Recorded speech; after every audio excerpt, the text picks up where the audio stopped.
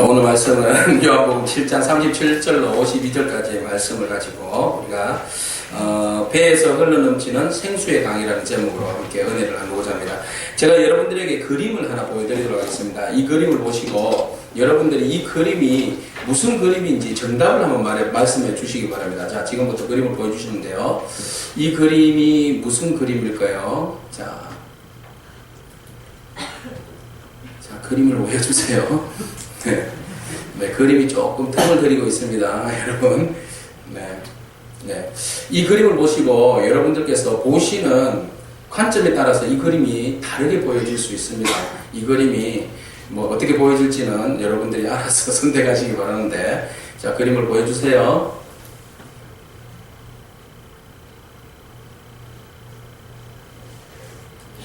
네. 그림이 뜸을 오래 들이고 있습니다. 네, 뜸 들이고 있네요. 네. 야, 됩니까? 안 됩니까? 됩니까? 네. 그럼 조금만 기다릴게요. 네. 네. 아이고, 이제 나왔습니다. 자, 이 그림을 보시고, 여러분들이 보시기에 이 그림이 어떤 그림인지, 한번 여러분들이 이야기를 해보세요. 여자 얼굴 같은데. 여자 얼굴 같습니까? 네, 여자 얼굴 맞습니다. 네, 틀린 그림은 없어요. 보시는 대로 말씀하시면 돼요. 여자 얼굴. 여러분 보시기에 여자 얼굴 같습니까? 네, 대부분 여자 얼굴을 보고 있습니다. 자, 여러분 보실 때에 이 그림을 이렇게 보시면 여기 여자 얼굴이라고 하신 분들 손 한번 들어보세요. 여자 얼굴로 보인다. 일단 손 한번 들어보세요. 네, 다른 분들은 아무것도 안 보입니까? 일단 여자 얼굴로 보인다. 네. 네, 다 여자 얼굴로 보죠.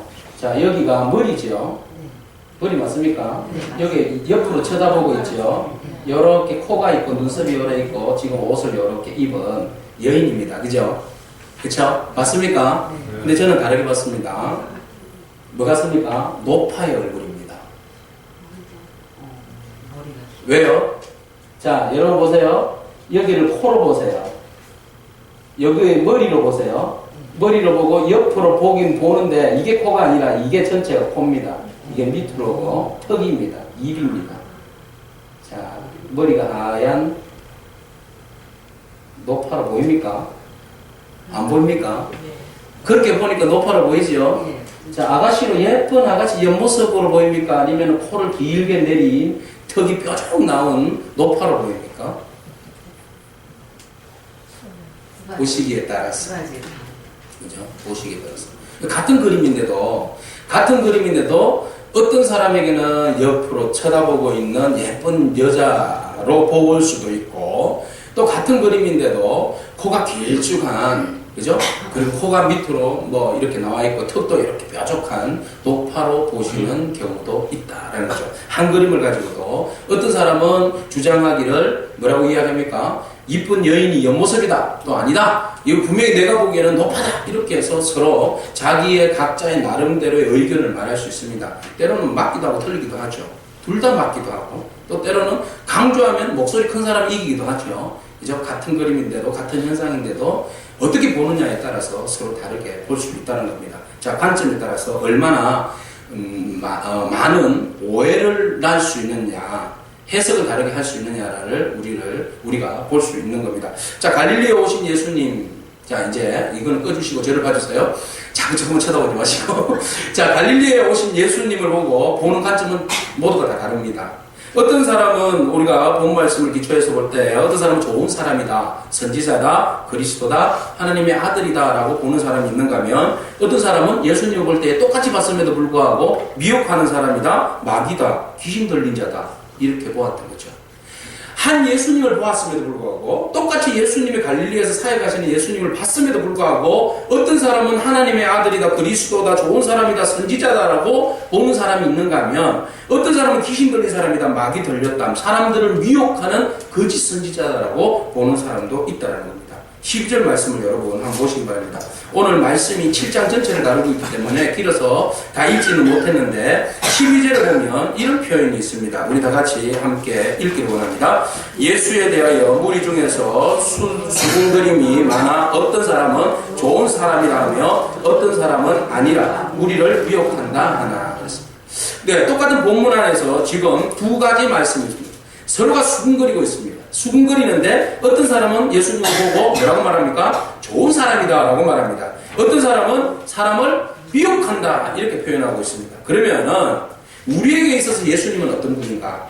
여러분들이 바라보시는 예수님은 누구인가? 분명히 확인해 볼 필요가 있습니다. 예수님은 나에게 누구인가?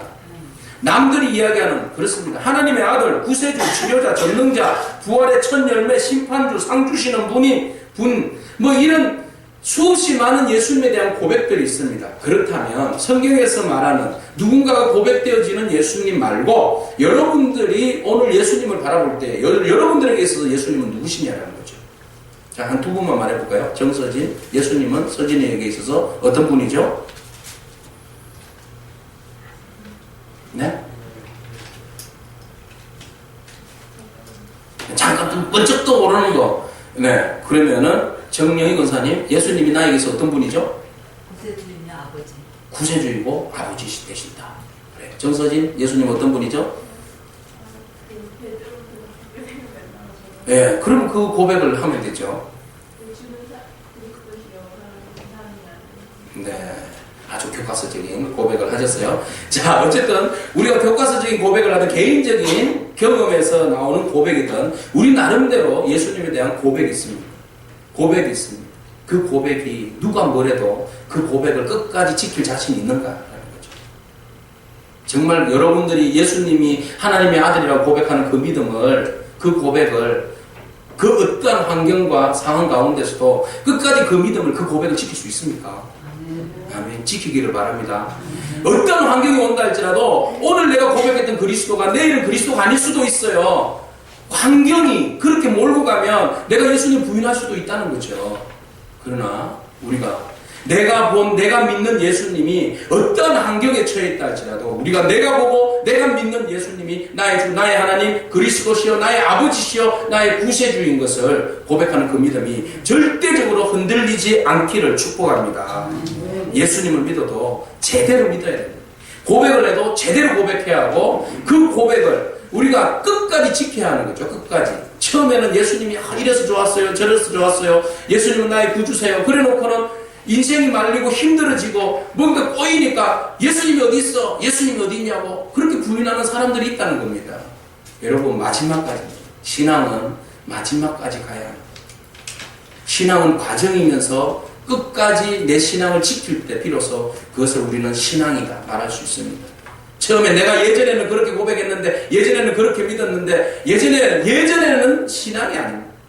예전에 그렇게 믿었더라면 지금도 앞으로도 그 신앙을, 예수 그리스도에 대한 고백이 변질되어서는 안 됩니다. 절대적으로 변질되어서는 안 됩니다. 그 주님을 끝까지 붙들고 나아가는 저와 여러분이기를 바랍니다.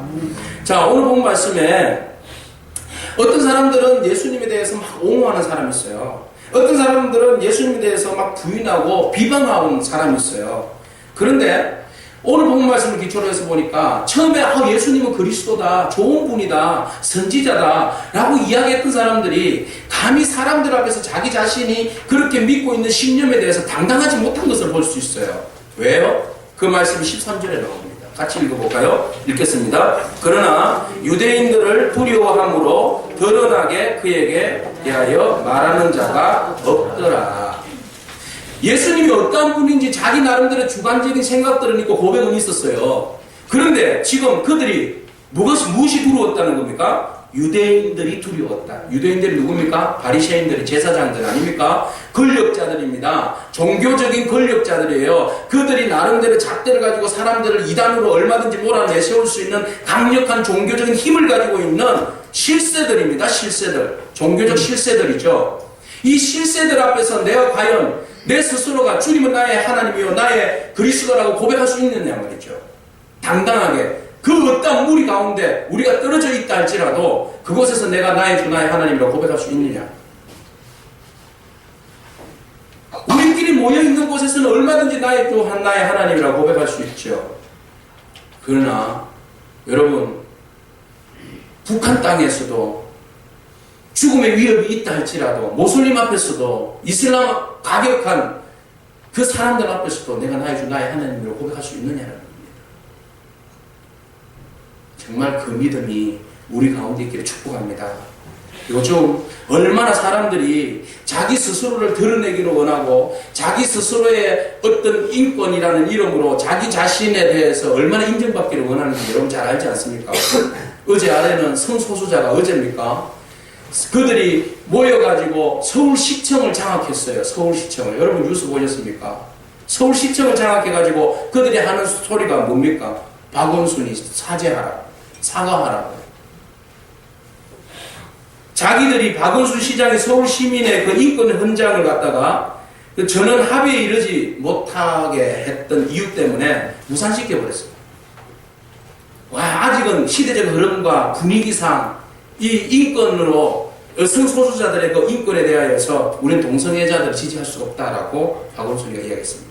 얼마 전에는 미국 가가지고 인터뷰에서 지지한다라고 이야기해가지고 난리가 났잖아요. 근데 이번 회의를 통해서 지지할 수 없다라고 이야기를 했거든요. 그러니까 그 중심에는 누가 있었는가 하면 기독교 보수 세력들이 있었다고 그랬어요. 교회들이 가만히 안 있겠다. 누구 이렇게 하면 우리 교회들이 가만히 안 있겠다. 서울시장 중간에 하야시키겠다. 낙선시키겠다. 막 이렇게 이제 위협을 했죠. 그러니까 전반적으로 생각하니까 이러다가는 안 되겠다 싶어가지고 공포를 한 거죠. 지지할 수 없다라고. 그러니까 언제는 지지한다고 그래놓고는 이제는 왜 지지하지 않는다고 그러냐고 하면서 서울시청을 완전히 장악해버려가지고 그들의 그 상징적인 색깔은 무지개입니다. 그죠? 빨주노초 파란보 무지개에다가 우리의 인권을 보호하라. 누가 인권을 보호하지 않았습니까? 누가 뭐라 했습니까? 왜 공개적으로 드러내서 할 일이 있고 숨어서 할 일이 있지요. 근데 왜 공개적으로 드러내서 그들의 부끄러움을 드러내고 그것을 인권이라는 이름으로 인정받으려고 하느냐는 거죠. 죄악입니다. 죄악입니다. 근데 그들은 당당하게 자기들의 어떤 게이 프레이드를 펼치고 사람들 앞에서 우리는 이런 사람이다 하고 당당하게 자기 자신을 커밍아웃이라고 이야기하죠. 자기 자신을 드러내는 거예요. 그들도 드러내는데 왜 그리스도인들이 자기 자신의 정체성을 드러내지 않느냐는 말이죠. 부끄럽습니까? 세상 사람들 앞에서 그리스도인이라고 말하는 자체가 그리스도인으로 살아간다는 그 자체를 드러내는 것이 여러분 부끄럽습니까? 당당해야 합니다. 며칠 전에 우리 이학실 성도님하고 1대1 제자훈련을 공부를 했어요. 했는데 이런 이야기를 하더라고요. 나는 요즘 당당해요. 왜 당당합니까? 그러니까 제가 교회를 막 열심히 하고 있는데 누가 묻더래요. 어디 가냐고. 나 교회 간다고. 예전에는 말도 할 수 없었던 것을 나 교회 가 공부하러 이랬다는 거예요. 핫도 쳐야지 뭐해? 그러니까 나 지금 교회 가 바빠. 사람들 앞에서 당신이 자연적으로 나에 대한 커밍아웃을 한 거죠. 그죠? 나 교회 가. 그리고 하늘 교회를 얼마나 자랑스러워하는지 사람들 앞에서 나 하늘 교회 가. 우리 안에 신앙의 정체성입니다. 누구 앞에서든지 내 스스로가 신앙인 것을 당당하게 부끄러워하지 아니하고 자기 자신이 믿는 신념에 대해서 말할 수 있는 용기, 그 용기가 우리 가운데 필요할 줄로 믿습니다. 어제 설교 준비를 하는데 외대 대학생이 저한테 인터뷰를 하러 왔어요.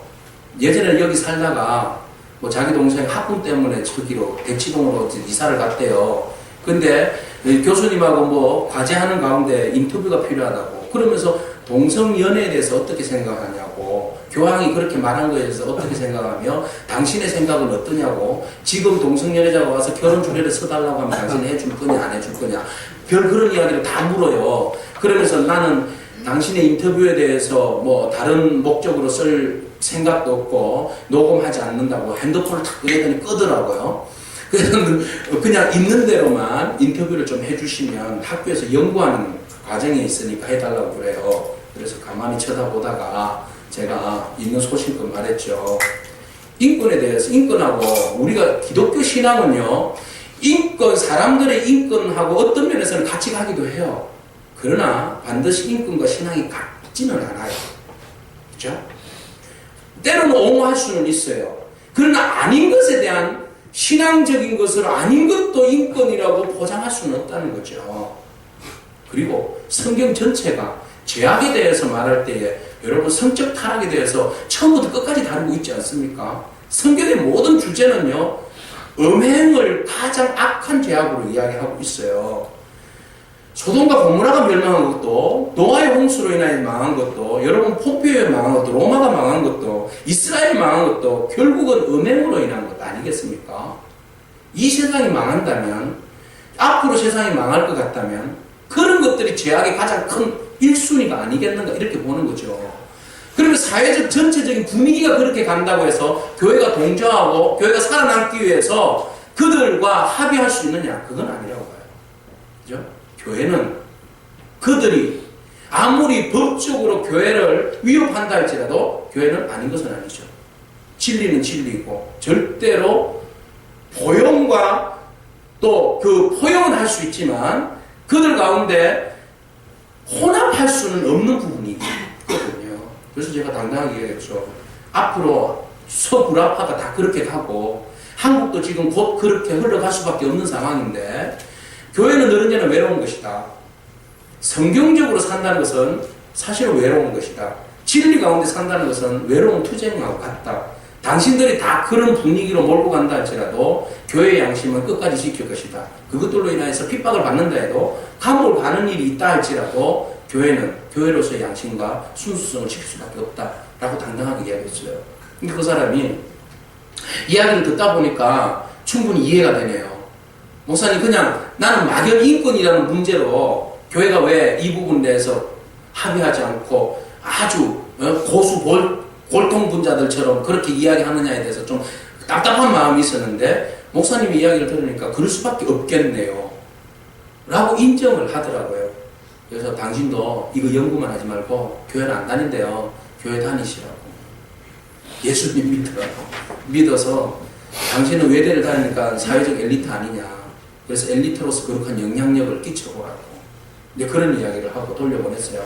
한번 시간 내서 올게요. 그렇게 하기는 하던데, 네, 올지 안 올지는 앞으로 두고 봐야 될 것 같습니다. 자, 그 앞에서 제가 얼마든지 좋은 이야기로, 그래야죠. 인권적으로 사람들을 옹호하고 교회가 품어야죠. 라고 감언이 있을로 얼마든지 타협하고 혼합하고 이야기해 줄 수 있습니다. 그러나 신앙적 양심이 허락하지 않습니다. 우리가 어디에 있든지 간에, 어느 곳에 무리에 속해 있든지 간에, 우리 기독교인의 정체성을 여러분 잊어버려서는 안 됩니다. 내가 그리스도인인 것. 그렇죠?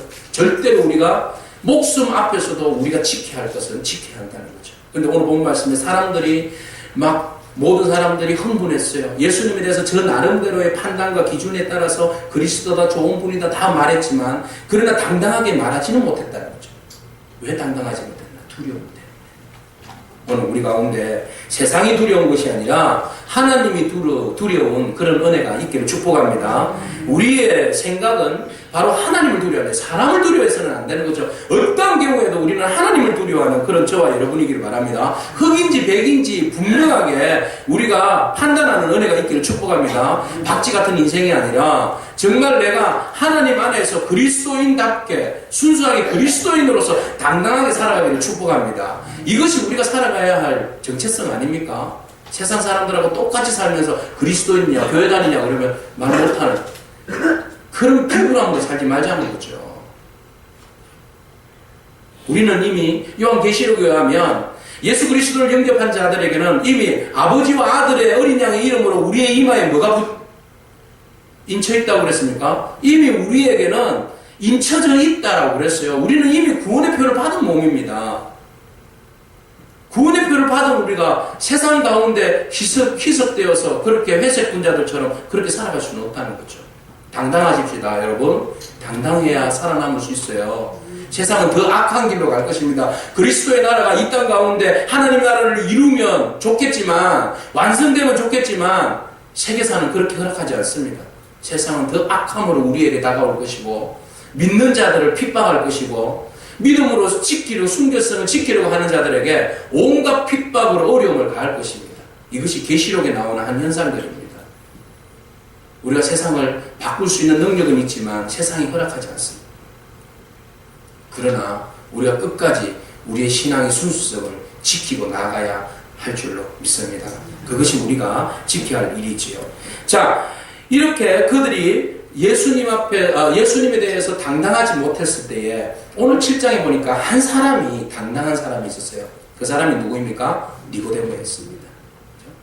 다른 사람은 똑같이 예수님에 대해서 고백함이 있었고 메시아라고 말한 사람도 있었고 좋은 분이라고 말한 사람이 있었고 선지자라고 말한 사람이 있었지만 그 유대인들이 종교 지도자들이 무서워서 두려워서 차마 그들 앞에서 당당하게 말은 하지 못했지만 그러나 그들이 죽여버리자라고 말했을 때에 그 사람을 죽여버리자라고 말했을 때에 한 사람이 당당하게 외칩니다. 뭐라고 외칩니까? 50절 52절인데요. 같이 읽겠습니다. 50절 52절의 말씀입니다. 그 중에 한 사람 곧 전에 예수께 왔던 니고데모가 그들에게 말하되 우리 율법은 사람의 말을 듣고 그 행한 것을 알기 전에 심판하느냐. 그들이 대답하여 이르되 너도 갈릴리에서 왔느냐. 찾아보라. 갈릴리에서는 선지자가 나지 못하느니라 하였더라. 선지자가 낫다라고 이야기하니까 선지자다, 그리스도다. 그러니까 우리의 예언에 따르면 베들레헴에서 난다고 그러는데 갈릴리에서 무슨 선한 것이 나겠냐고 그랬습니다.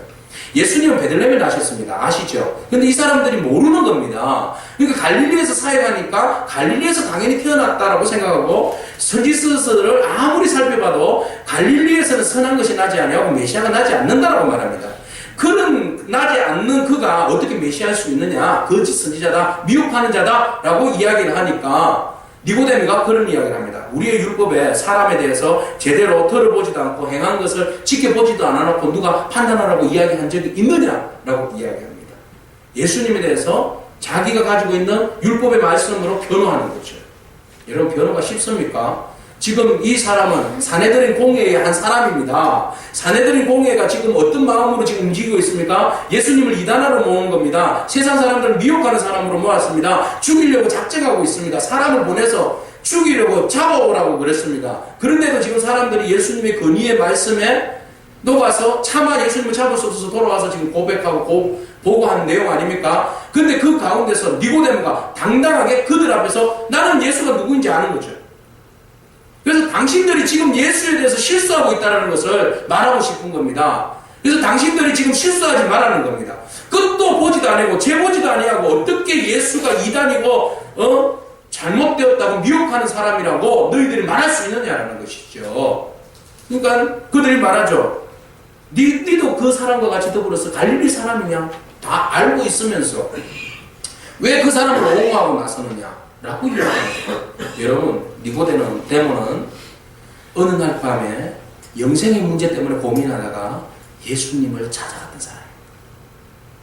6월절에 예루살렘에서 상을 뒤엎는 일들과 그 놀라운 일들을 경험했던 이 니고데모가 예수님을 찾아와서 한참 동안 이야기하는 가운데 밤새도록 이야기하면서 거듭남에 대한 이야기와 그리고 우리가 너무 잘 아는 요한복음 3장 16절의 말씀을 들었어요. 하나님이 세상을 이처럼 사랑하사 독생자를 주셨으니 이는 저를 믿는 자마다 멸망치 않고 영생을 얻게 하려 하십니다. 이 말씀은 예수님이 니고데모에게 하신 말씀이에요, 여러분. 이 기독교의 핵심 요절인 이 말씀을 니고데모가 듣고 얼마나 마음에 고민했을까요? 근데 그 고민이 이제 자기 나름대로의 커밍아웃이 되는 거죠. 사람들 앞에서 나 부끄러움 없어. 나 예수 그리스도를 믿는 것에 대해서 나 당당합니다. 사내들인 공회에서 쫓겨나더라도 내 할 말은 하겠다는 거죠. 여러분, 니고데모의 이 용기 있는 예수님에 대한 변호는요, 이 엄청난 모험입니다. 사람들 앞에서 기꺼이 내가 예수님에 대해서 변호하겠다는 거죠. 오늘 우리가 만난 예수님에 대해서 바로 알면 사람들 앞에서 당당할 줄로 믿습니다. 바로 알면 부끄러움 없어요. 숨길 필요가 없어요. 좀 사람들 앞에서 당당했으면 좋겠어요. 모든 사람들 앞에서 정말 예수님 믿는 것에 대한 커밍아웃 할 수 있는 그런 저와 여러분이기를 축복합니다. 당당하십시다. 당당해야 합니다. 우리가 세상에 모든 권세를 쥐고 계시는 하나님의 아들로서 우리가 권세를 받았는데 왜 우리가 주눅들고 부끄럽게 살아가야 합니까? 자, 니고데모가 이런 이야기를 하고 난 다음에 여러분, 니고데모도 이렇게 커밍아웃 하는데 예수님의 진짜 형제들 말이죠. 형제들은 예수님에 대해서 아직 몰이하고 있었다. 여러분 가장 가까이에 살고 있는 사람이 그 사람에 대해서 잘 알 것 같잖아요. 여러분 부부가 남편에 대해서 잘 압니까? 아내에 대해서 잘 압니까? 같이 사시잖아요. 눈빛만 봐도 알잖아요. 근데 아니. 네, 형제가 같이 있으면서 형제에 대해서 잘 압니까? 잘 알아야 되죠. 근데 다른 사람들이 어떻게 예수님에 대해서 잘 알 수 있을까요? 참, 그죠? 근데 오늘 본문 말씀에 형제들이 처음 시작할 때 그런 이야기를 해요. 예수님 보고 뭐라고 이야기하는가 하면, 명절에 대해서 우리가 지금 예루살렘에 가는데 예수님 보고 같이 가자는 거예요. 당연히 같이 갔으면 좋겠죠. 그러나 예수님은 지금 가기를 꺼려했습니다. 왜냐하면 아직 때가 되지 않았기 때문에 그렇죠. 근데 형제들이 자꾸 가자고 이야기해요. 가자고 하는 이유는 뭔가 하면 오늘 본 말씀 3절과 4절을 펴보세요. 왜 예수님을 예루살렘으로 유다로 가자고 했는지 그들의 생각, 그들의 마음은 여기에 비춰져 있어요. 같이 읽겠습니다. 그 형제들이 예수께 이르되 당신이 행하는 일들을 제자들도 보게 여기를 떠나 유대로 가소서 스스로 나타나기를 구하면서 묻혀서 일하는 사람이 없나니 이 일을 행하려 하거든 자신을 세상에 나타내소서 하니. 예수님께서 갈릴리에 행하신 기적들, 오병이어의 기적들, 그리고 수없이 많은 병자들을 고친 기적들, 그 모든 것들을 보고 사람들이 막 환호하면서 군중 가운데 왕으로 모시자고 그러고 난리가 났지 않습니까? 그런데 형제들이 그런 이야기를 해요. 보니까 완전 슈퍼스타거든요. 야, 우리 형님이 이런 분이야. 이런 분인데 메시아로 보지 아니하고 현상적으로 일어나는 군중몰이하는 사람으로 본 거죠. 그래서 이왕이면 이 총구석에 있지 말고 촌에서 스타 되지 말고 어디에서 중앙 무대로 가세요. 그죠? 중앙 무대. 제가 그래서 그 창에서 서울까지 올라왔잖아요. 이왕이면 중앙 무대가 낫지 않느냐 활동하려면 예루살렘에 가가지고 사람들에게 당신이 여기 숨겨서 자기 한 일에 대해서 그 숨겨서 이야기하지 말고 만천하의 사람들이 있는 데서 슈퍼스타가 돼요. 멋지지 않느냐고. 우리도 그 참에 득 좀 보자고. 지금 동신들이 그렇게 이야기하는 거예요. 쏙 터지죠, 쏙 터져. 예? 그래서 성경은 뭐라고 이야기합니까? 5절 말씀 보세요. 5절 같이 읽겠습니다. 이는 그 형제들까지도 예수를 믿지 아니함이라. 예수 믿어서 한 소리가 아니에요. 때로는 그 안에 빈정거림이 있겠고, 때로는 예수님을 그냥 하나의 그런 사람으로 본 거죠. 그러니까 예수님 마음이 아픈 거예요. 형제도 나를 못 믿는.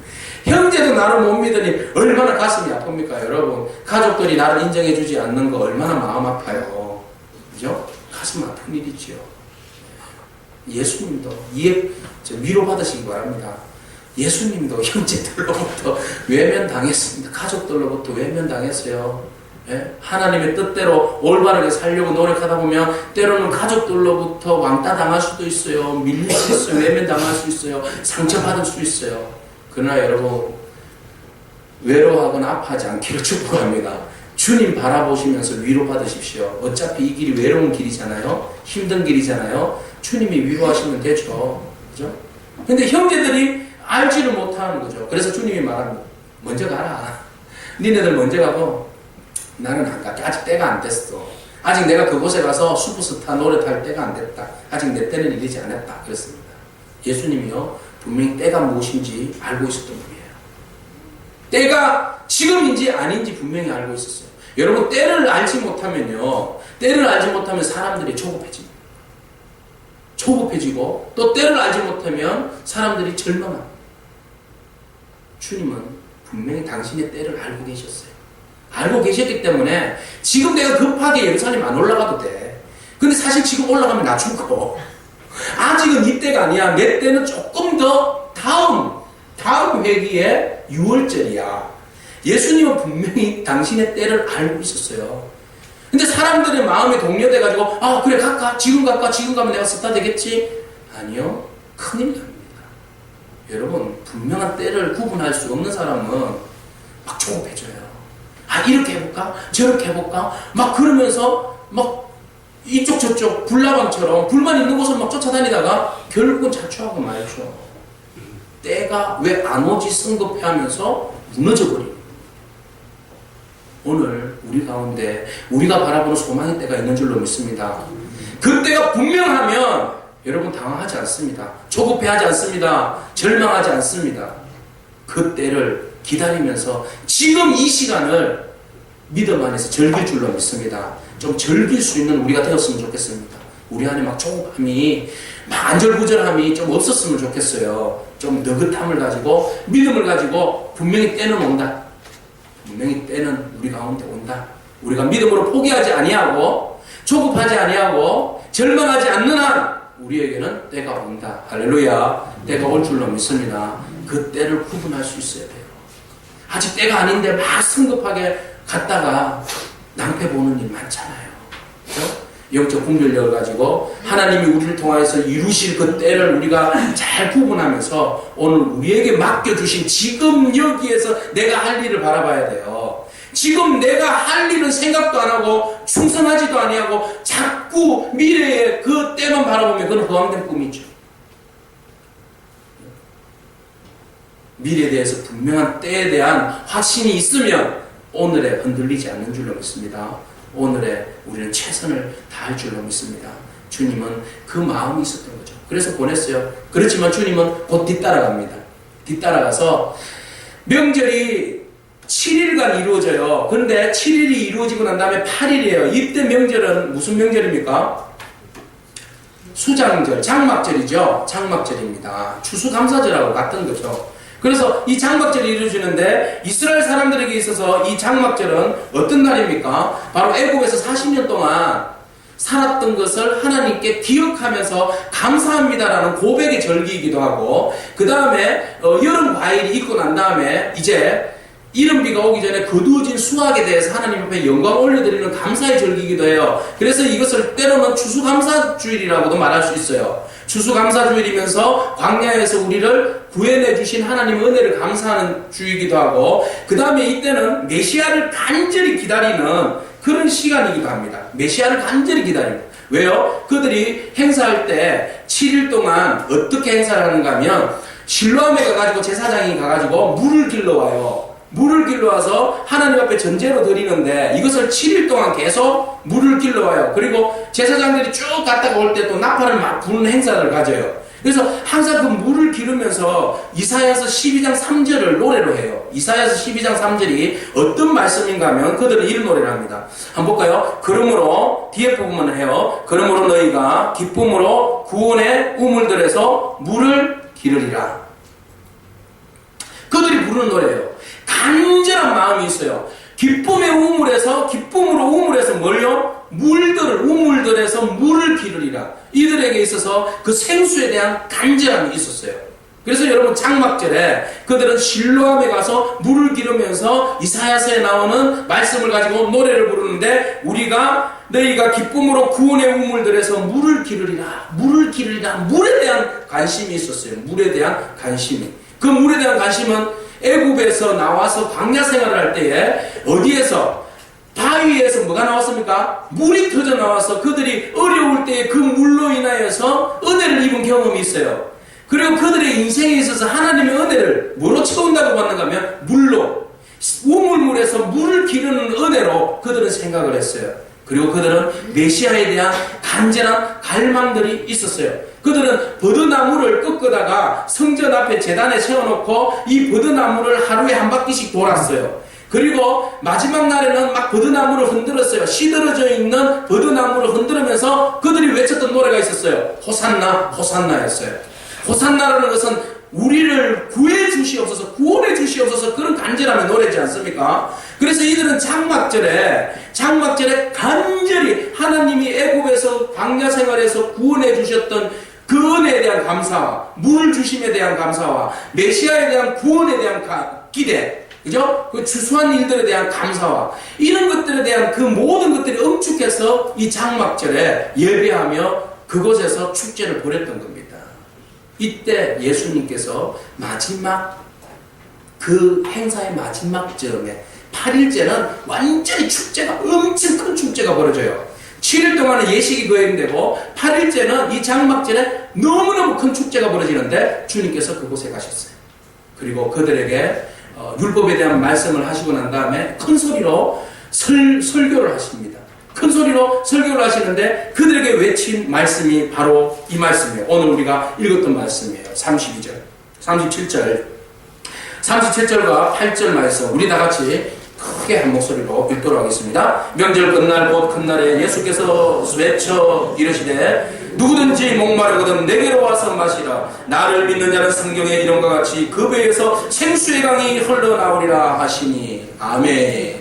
그들에게 외칩니다. 누구든지 목마르거든 내게로 와서 마시라. 그런데 큰 소리로 했다 그랬어요. 큰 소리로. 왜? 그들이 지금요 큰 소리로 지금 호산나 라고 외치고 축제를 벌이고 찬양을 하고 우리에게 구원해 주소서, 우리에게 우물을 주소서 막 목을 놓아서 부르짖고 축제가 벌어지고 있는 거예요. 외쳐보지만 목마르잖아요.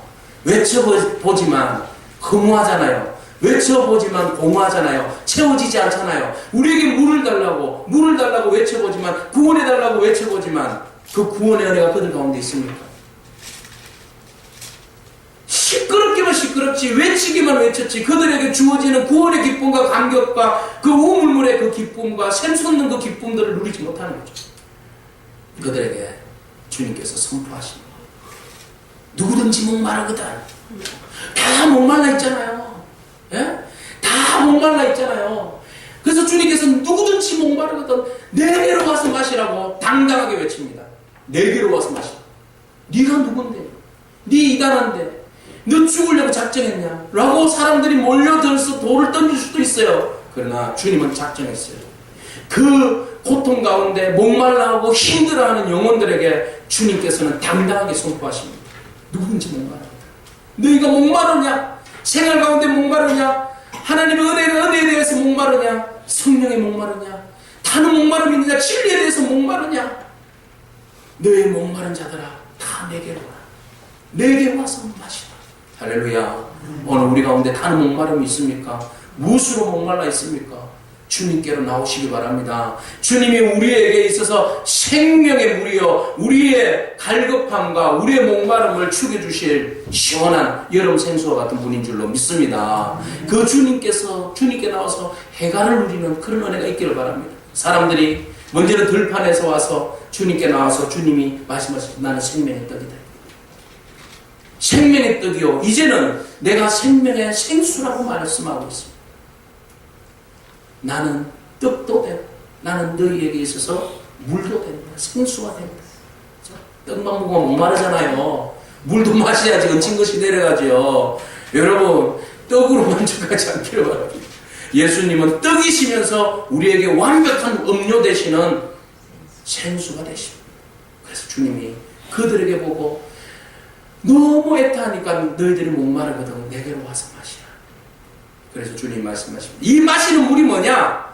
그 배에서 뭐가 성경의 이름같이 그 배에서 생수의 강이 흘러나오리라. 누구에게서? 그 배에서는 이 그 배에서는 예수 그리스도를 말합니다.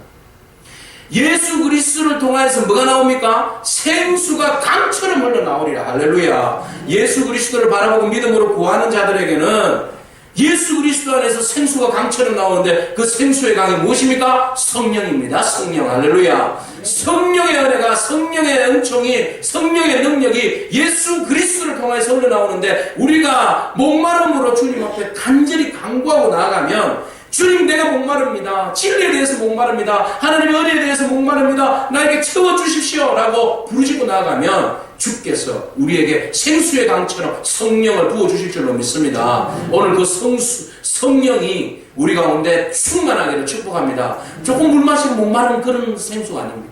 그죠? 마시도 갈증나는 생수 아닙니다. 물을 잘 마셔야 되죠. 여러분 물을 잘 구분해야 되죠. 하얗다고 다 마시면 그게 물입니까? 그것이 소금물이 될 수도 있고 그것이 락스가 될 수도 있고 그것이 양잿물이 될 수도 있는데요. 물이라고 다 마셨다가는 안 되는 거죠. 오직 진리이신 예수 그리스도 영원한 생명의 물이신 예수 그리스도 그 물을 마시면 우리의 삶을 충만하게 하고 기쁨이 넘치게 하는 그 예수 그리스도의 생수를 우리가 다 누리시기를 축복합니다. 그래서 그 생수로 인하여서 우리의 갈증이 좀 해소됐으면 좋겠습니다. 구하는 자에게 부르짖는 자에게 두드리는 자에게 주의 성령을 부어주신다고 말씀하셨습니다. 할렐루야. 오늘 우리가 그 주님 앞에 부르짖음으로 인해서 우리 안에 있는 그 갈급함이 목마름이 해결되고 또 충만함으로 인해서 우리가 생수에서 그 강물에서 마음껏 성령 안에서 헤엄치고 또 그것을 또 다른 사람들에게 흘러보내줄 수 있는 또 그런 저와 여러분이기를 축복합니다. 아멘. 기도하겠습니다. 말씀을 생각하면서 함께 기도하기를 원합니다. 우리에게 영원히 목마르지 않는 생수를 넘치게 부어달라고 기도했으면 좋겠습니다.